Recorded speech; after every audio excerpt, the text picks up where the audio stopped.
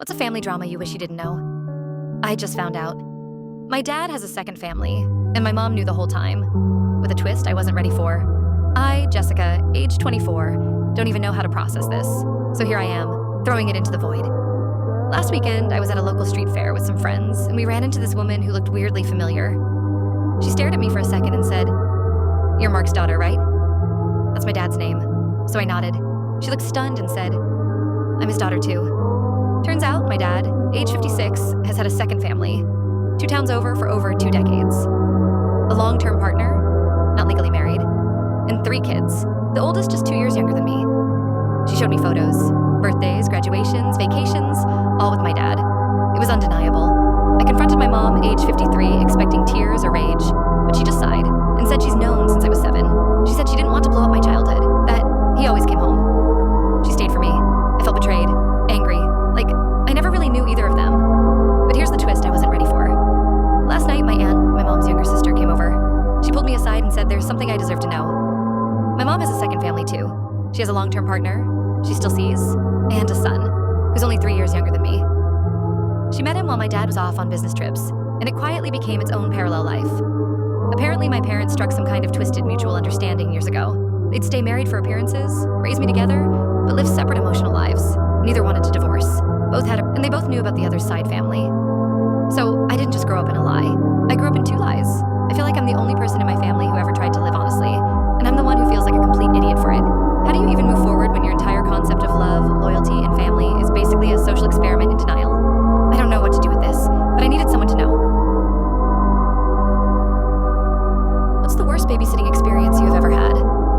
I quit babysitting after one night with this kid. I still think about him. I used to babysit a lot in high school and early college. Pretty normal jobs, a few rowdy kids here and there, but nothing like what I dealt with last summer. A family posted on a local Facebook group looking for a last-minute babysitter. It was good money for one night. 6 hours, 1 kid age 8, easy gig. The mom sounded exhausted on the phone and said her son was a little spirited.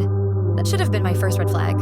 I show up, she hands me $50 up front and practically sprints out the door. I didn't even get a chance to ask about allergies, bedtime, anything.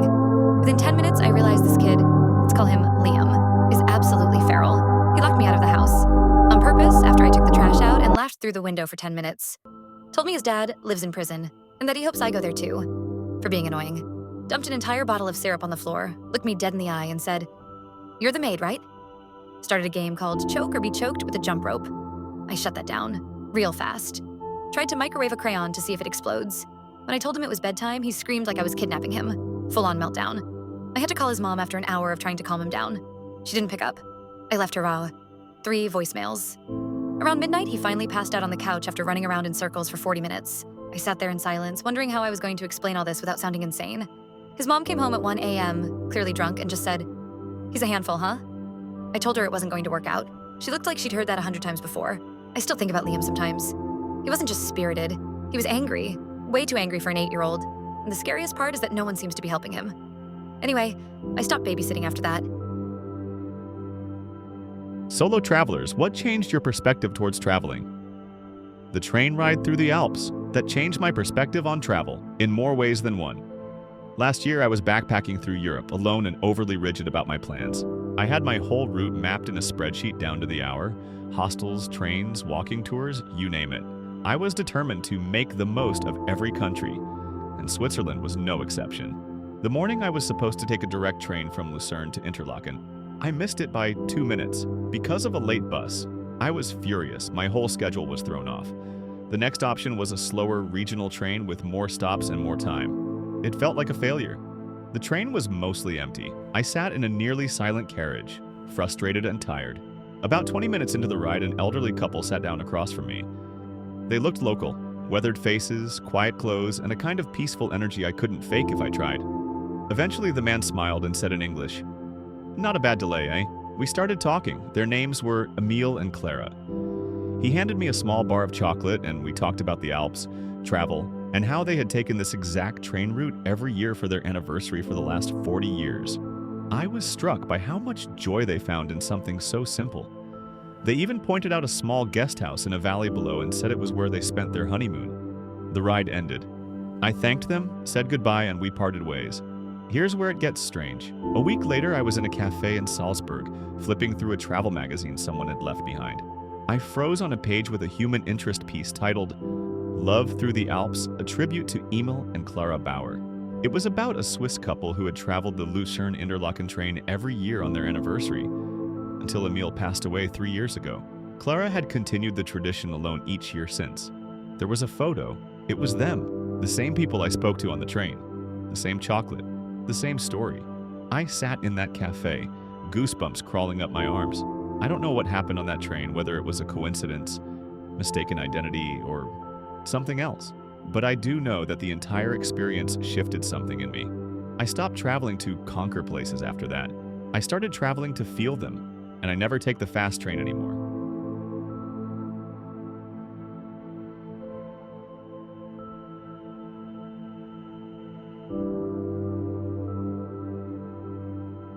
Things were going fine until my dad walked in. He looked at us, smirked, and said, "So, you two are dating now?" We awkwardly nodded. Then he hit us with, "Well, if you ever break up, it'll be a pizza your heart." He fake cried, like full-on sobbing noises. I wanted to disappear. But wait, it gets worse. 5 minutes later, he comes back with a slice of pizza in a Ziploc bag, hands it to her, says, "Just in case, so you can take a pizza his heart with you." She politely laughed, then left early. Hasn't texted me since. Dad still thinks it was comedy gold. I think I'll die alone. Solo travelers. What's the craziest stranger interaction that happened with you? That time I accidentally joined a Norwegian bachelor party in a sauna boat. So last summer, I was traveling solo through Scandinavia and decided to spend a weekend in Oslo. Beautiful place. Expensive enough to make my wallet cry, but worth it. On my second day, I heard about this thing called a sauna boat. Basically a floating wooden cabin with a wood-burning sauna and an outboard motor. You cruise around the fjord, get sweaty, and then jump into the freezing water because apparently Norwegians don't believe in comfort. Anyway, I booked one for an hour. When I showed up at the dock, I was a bit early, and there was a group of very enthusiastic and very drunk guys already loading beer, snacks, and what looked like a Bluetooth karaoke machine into a sauna boat. I assumed it was a group rental and figured I'd wait. One of them saw me and shouted, "Ah, you must be Jonas's cousin." I am absolutely not Jonas's cousin. I don't even know a Jonas. But in a moment of chaos brain and social anxiety, I just said, "Yup, that's me," and got on the boat. Cue me spending the next 3 hours on a floating inferno with 7 Norwegian guys named things like Øyvind and Bjørnar, singing ABBA, drinking questionable homebrew, and repeatedly yelling "Skål!" while I tried to avoid eye contact with the steaming bucket of pickled fish someone brought as a snack. At some point, someone dared me to jump into the fjord. I did. Forgot that I can't really swim that well and had to be fished out like a soggy meatball. Eventually, I confessed I wasn't Jonas's cousin. They all paused, stared at me for a moment. And then Øyvind yelled, "Then who the hell is this legend?" and handed me another beer. 10 out of 10 would get kidnapped by a bachelor party again.